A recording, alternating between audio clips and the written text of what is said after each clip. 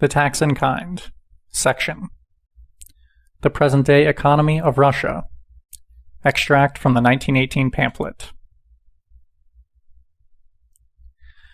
State capitalism would be a step forward as compared with the present state of affairs in our Soviet Republic. If, in approximately 6 months' time, state capitalism became established in our republic, this would be a great success, and a sure guarantee that within a year, socialism will have gained a permanently firm foothold and will have become invincible in this country. I can imagine with what noble indignation some people will recoil from these words. What? The transition to state capitalism in the Soviet Socialist Republic would be a step forward? Isn't this the betrayal of socialism? We must deal with this point in greater detail. Firstly, we must examine the nature of the transition from capitalism to socialism that gives us the right and the grounds to call our country a socialist republic of Soviets. Secondly, we must expose the error of those who fail to see the petty bourgeois economic conditions and the petty bourgeois element as the principal enemy of socialism in our country. Thirdly, we must fully understand the economic implications of the distinction between the Soviet state. Thirdly, we must fully understand the economic implications of the distinction between the Soviet state and the bourgeois state. Let us examine these 3 points. No one, I think, in studying the question of the economic system of Russia, has denied its transitional character. Nor, I think, has any communist denied that the term Soviet Socialist Republic implies the determination of the Soviet power to achieve the transition to socialism, and not that the existing economic system is recognized as a socialist order. But what does the word, quote, transition mean? Does it not mean, as applied to an economy, that the present system contains elements, particles, fragments of both capitalism and socialism? Everyone will admit that it does. But not all who admit this take the trouble to consider what elements actually constitute the various socio-economic structures that exist in Russia at the present time. And this is the crux of the question. Let us enumerate these elements. 1. Patriarchal, i.e., to a considerable extent natural, peasant farming. 2. Small commodity production. This includes the majority of those peasants who sell their grain. 3. Private capitalism. 4. State capitalism. 5. Socialism. Russia is so vast and so varied that all these different types of socio-economic structures are intermingled. This is what constitutes the specific feature of the situation. The question arises, what elements predominate? Clearly, in a small peasant country, the petty bourgeois element predominates, and it must predominate, for the great majority, those working the land, are small commodity producers. The shell of state capitalism, grain monopoly, state-controlled entrepreneurs and traders, bourgeois cooperators, is pierced now in one place, now in another by profiteers, the chief object of profiteering being grain. It is in this field that the main struggle is being waged. Between what elements is this struggle being waged, if we are to speak in terms of economic categories such as state capitalism? Between the 4th and 5th in the order in which I have just enumerated them? Of course not. It is not state capitalism that is at war with socialism, but the petty bourgeoisie plus private capitalism fighting together against state capitalism and socialism.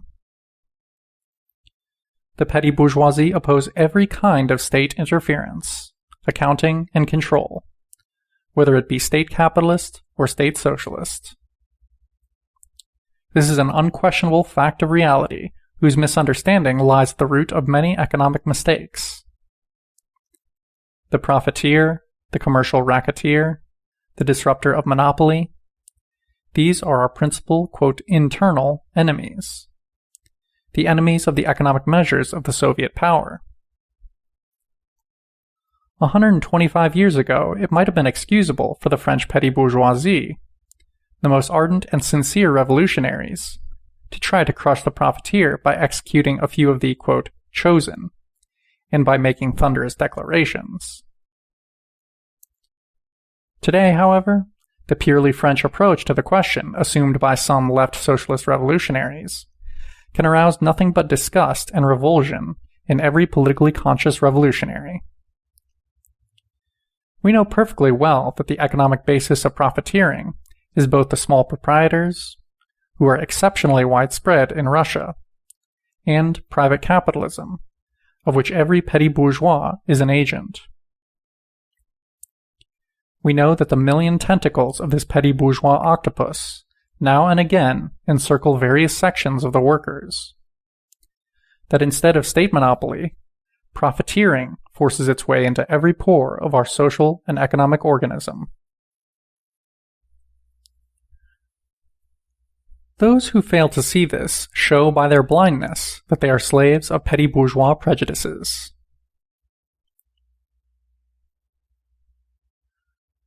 The petty bourgeoisie have money put away, the few thousands that they have made during the war by, quote, honest, and especially by dishonest means.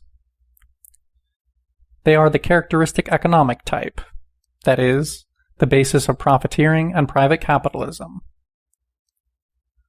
Money is a certificate entitling the possessor to receive social wealth, and a vast section of small proprietors, numbering millions, cling to this certificate and conceal it from the, quote, state. They do not believe in socialism or communism, and, quote, mark time, until the proletarian storm blows over. Either we subordinate the petty bourgeoisie to our control and accounting.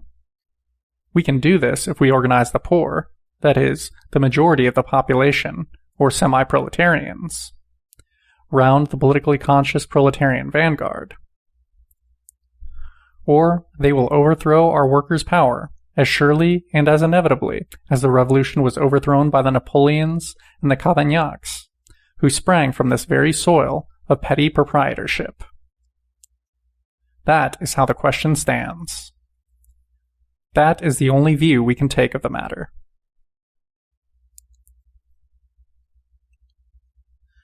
The petty bourgeois who hoards his thousands is an enemy of state capitalism. He wants to employ these thousands just for himself, against the poor, in opposition to any kind of state control.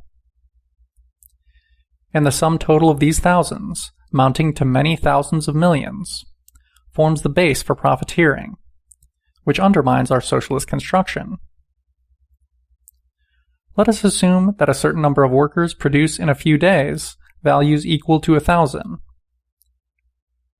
Let us then assume that 200 of this total vanishes owing to petty profiteering, various kinds of embezzlement, and the evasion by the small proprietors of Soviet decrees and regulations. Every politically conscious worker will say that if better order and organization could be obtained at the price of 300 out of the 1,000, he would willingly give 300 instead of 200. For it will be quite easy under the Soviet power to reduce this, quote, tribute later on to, say, 100 or 50. Once order and organization are established, and the petty bourgeois disruption of state monopoly is completely overcome.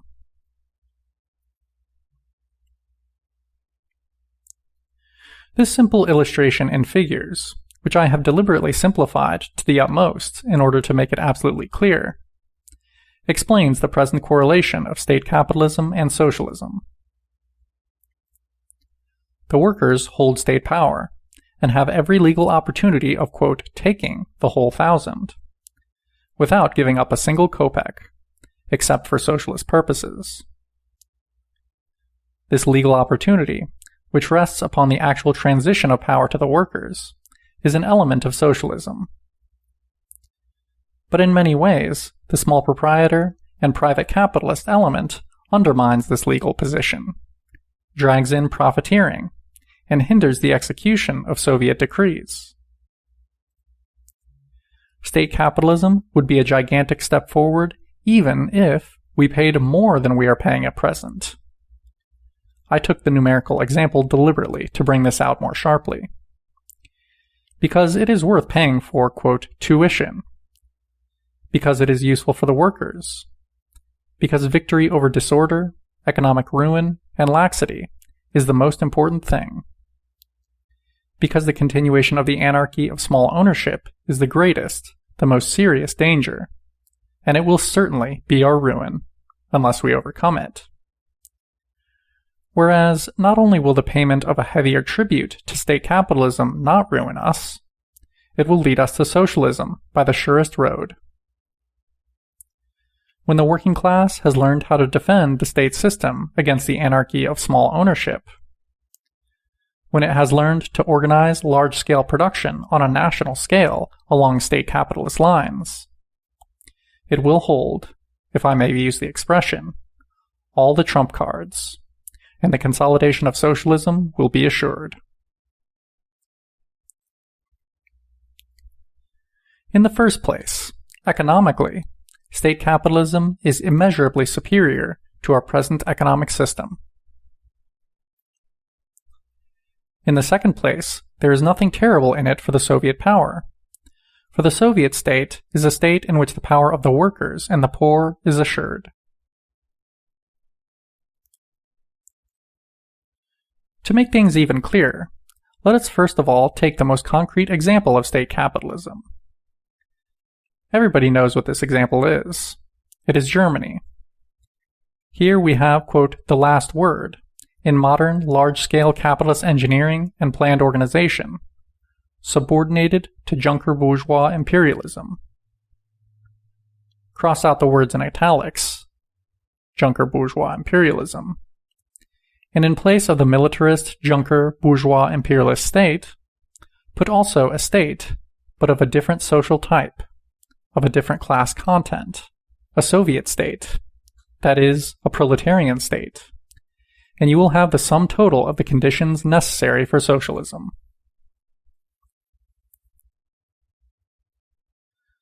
Socialism is inconceivable without large-scale capitalist engineering based on the latest discoveries of modern science. It is inconceivable without planned state organization, which keeps tens of millions of people to the strictest observance of a unified standard in production and distribution. We Marxists have always spoken of this, and it is not worthwhile wasting 2 seconds talking to people who do not understand even this. Anarchists and a good half of the left socialist revolutionaries.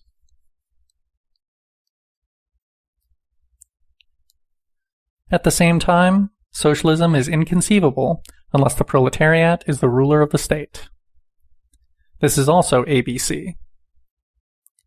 And history, which nobody, except Menshevik blockheads of the First Order, ever expected to bring about, quote, complete socialism, smoothly, gently, easily, and simply,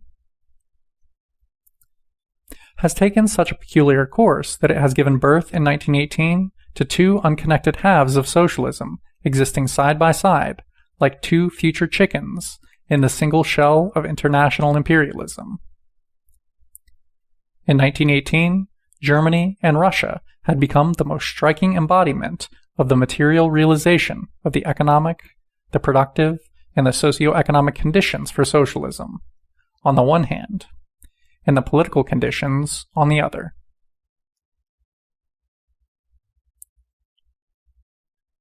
A victorious proletarian revolution in Germany would immediately and very easily smash any shell of imperialism, which unfortunately is made of the best steel, and hence cannot be broken by the efforts of any chicken, and would bring about the victory of world socialism for certain, without any difficulty, or with only slight difficulty. If, of course, by, quote, difficulty, we mean difficulty on a world historical scale, and not in the parochial Philistine sense.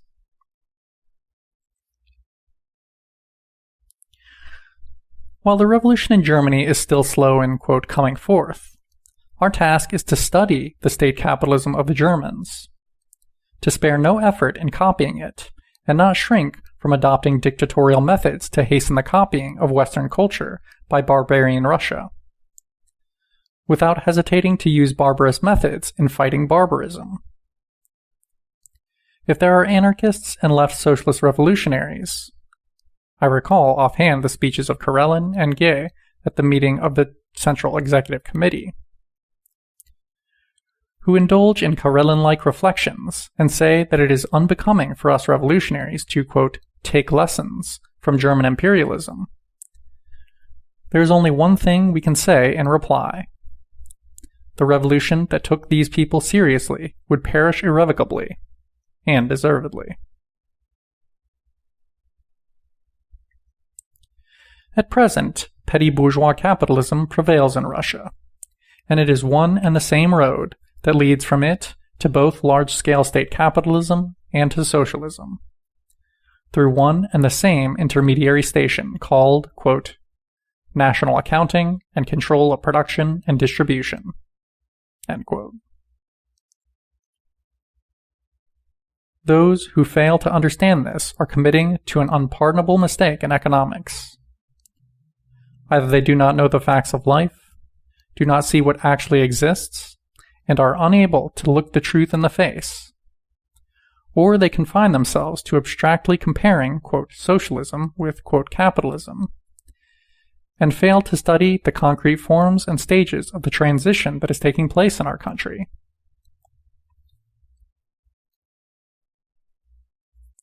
Let it be said in parentheses that this is the very theoretical mistake which misled the best people in the Novaya Zhizn and Vierpiot camp. The worst and the mediocre of these, owing to their stupidity and spinelessness, tag along behind the bourgeoisie, of whom they stand in awe. The best of them have failed to understand that it was not without reason that the teachers of socialism spoke of a whole period of transition from capitalism to socialism, and emphasized the, quote, prolonged birth pangs of the new society. And this new society is again an abstraction which can come into being only by passing through a series of varied, imperfect, and concrete attempts to create this or that socialist state.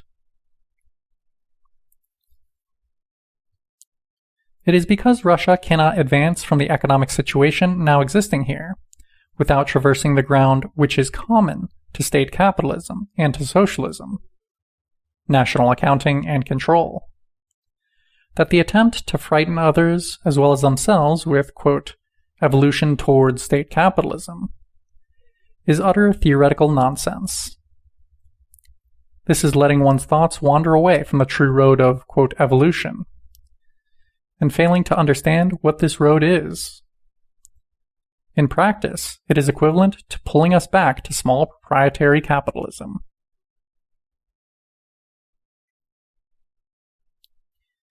In order to convince the reader that this is not the first time I have given this, quote, high appreciation of state capitalism, and that I gave it before the Bolsheviks seized power, I take the liberty of quoting the following passage from my pamphlet, The Impending Catastrophe and How to Combat It, written at September 1917.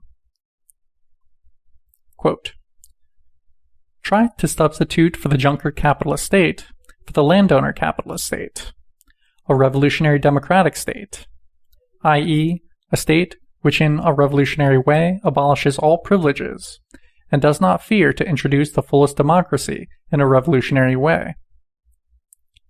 You will find that, given a really revolutionary democratic state, state monopoly capitalism inevitably and unavoidably implies a step towards socialism.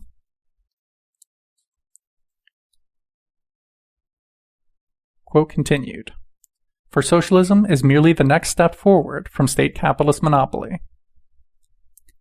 State monopoly capitalism is a complete material preparation for socialism, the threshold of socialism, a rung on the ladder of history, between which and the rung called socialism there are no intermediate rungs. End of quote. From pages 27 and 28. Please note that this was written when Kerensky was in power, that we are discussing not the dictatorship of the proletariat, not the socialist state, but the, quote, revolutionary democratic state. Is it not clear that the higher we stand on this political ladder, the more completely we incorporate the socialist state and the dictatorship of the proletariat in the Soviets, the less we ought to fear, quote, state capitalism? Is it not clear that from the material, economic, and productive point of view, we are not yet on the, quote, threshold of socialism? Is it not clear that we cannot pass through the door of socialism without crossing the, quote, threshold we have not yet reached?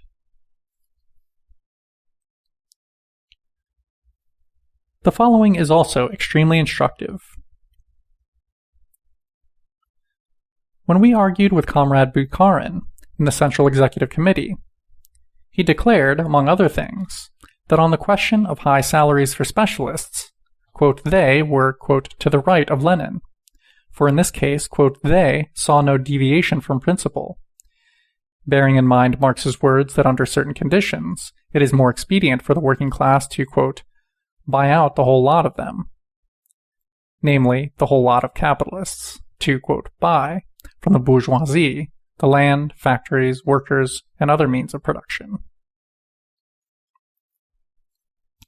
That is a very interesting statement.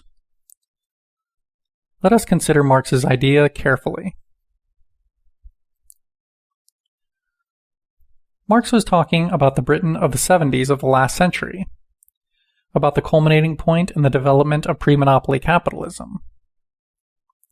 At that time, Britain was a country in which militarism and bureaucracy were less pronounced than in any other, a country in which there was the greatest possibility of a, quote, peaceful victory for socialism, in the sense of the workers, quote, buying out the bourgeoisie.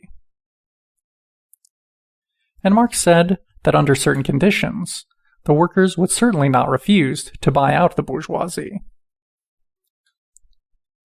Marx did not commit himself, or the future leaders of the socialist revolution, to matters of form, to ways and means of bringing about the revolution.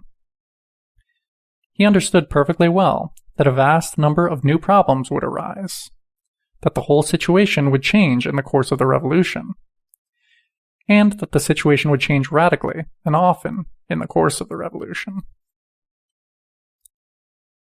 Well, and what about Soviet Russia? Is it not clear that after the seizure of power by the proletariat, and after the crushing of the exploiters' armed resistance and sabotage, certain conditions prevail which correspond to those which might have existed in Britain half a century ago? Had a peaceful transition to socialism begun there? The subordination of the capitalists to the workers in Britain would have been assured at that time owing to the following circumstances. 1. The absolute preponderance of workers, of proletarians, in the population owing to the absence of a peasantry. In Britain, in the 70s, there were signs that gave hope of an extremely rapid spread of socialism among agricultural laborers. 2. The excellent organization of the proletariat and trade unions. Britain was at that time the leading country in the world in this respect. 3.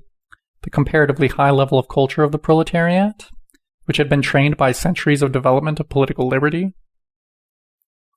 4. The old habit of the well-organized British capitalists of settling political and economic questions by compromise. At that time, the British capitalists were better organized than capitalists of any country in the world. This superiority has now passed to Germany. These were the circumstances which, at the time, gave rise to the idea that the peaceful subjugation of the British capitalists by the workers was possible.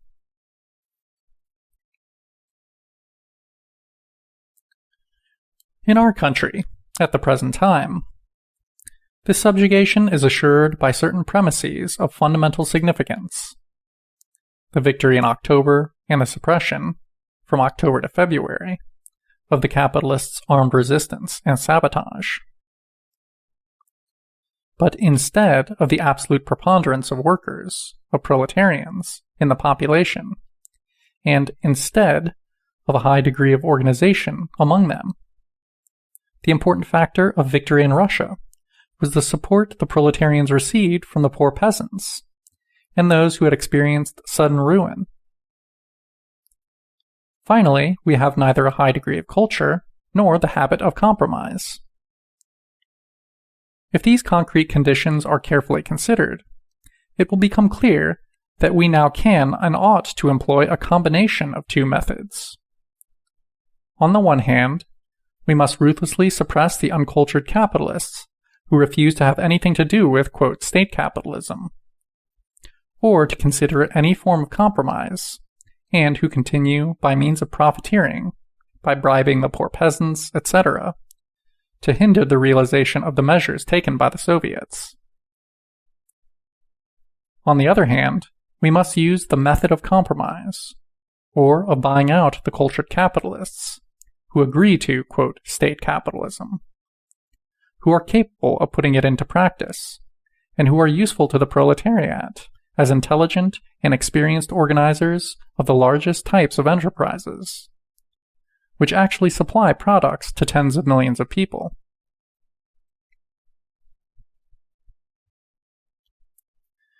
Bukharin is an extremely well-read Marxist economist. He therefore remembered that Marx was profoundly right when he taught the workers the importance of preserving the organization of large-scale production, precisely for the purpose of facilitating the transition to socialism. Marx taught that, as an exception, and Britain was then an exception, the idea was conceivable of paying the capitalists well, of buying them out, if the circumstances were such as to compel the capitalists to submit peacefully and to come over to socialism in a cultured and organized fashion, provided they were paid well.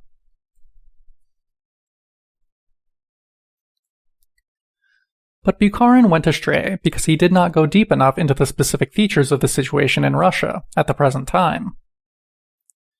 An exceptional situation when we, the Russian proletariat, are in advance of any Britain or any Germany as regards political system, as regards the strength of the workers' political power, but are behind the most backward West European country as regards organizing a good state capitalism, as regards our level of culture, and the degree of material and productive preparedness for the, quote, introduction of socialism. Is it not clear that the specific nature of the present situation creates the need for a specific type of, quote, buying out operation, which the workers must offer to the most cultured, the most talented, the most capable organizers among the capitalists, who are ready to enter the service of the Soviet power, and to help honestly in organizing, quote, state production on the largest possible scale? Is it not clear that in this specific situation we must make every effort to avoid two mistakes, both of which are of a petty bourgeois nature? On the one hand, it would be a fatal mistake to declare that since there is a discrepancy between our economic, quote, forces and our political strength, it, quote, follows that we should not have seized power. Such an argument can be advanced only by a, quote, man in the muffler, who forgets that there will always be such a discrepancy, that it always exists in the development of nature as well as in the development of society, and that only by a series of attempts, each of which, taken by itself, will be one-sided and will suffer from certain inconsistencies, will complete socialism be created by the revolutionary cooperation of the proletarians of all countries.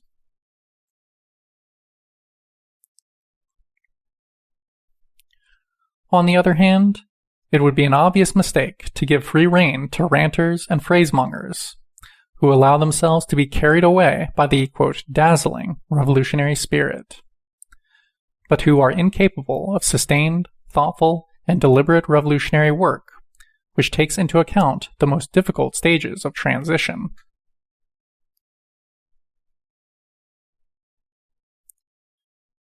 Fortunately, the history of the development of revolutionary parties, and of the struggle that Bolshevism waged against them, has left us a heritage of sharply defined types, of which the left socialist revolutionaries and anarchists are striking examples of bad revolutionaries. They are now shouting hysterically, choking and shouting themselves hoarse against the, quote, compromise of the, quote, right Bolsheviks. But they are incapable of understanding what is bad in compromise, and why compromise has been justly condemned by history in the course of the revolution.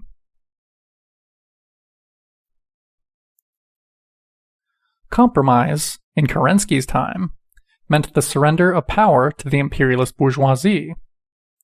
And the question of power is the fundamental question of every revolution. Compromise by a section of the Bolsheviks in October to November 1917 either meant that they feared the proletariat seizing power, or wished to share power equally, not only with unreliable fellow travelers, like the left socialist revolutionaries, but also with enemies, with the Chernovists and the Mensheviks. The latter would inevitably have hindered us in fundamental matters, such as the dissolution of the Constituent Assembly, the ruthless suppression of the Bogaevskis, the universal setting up of the Soviet institutions, and in every act of confiscation.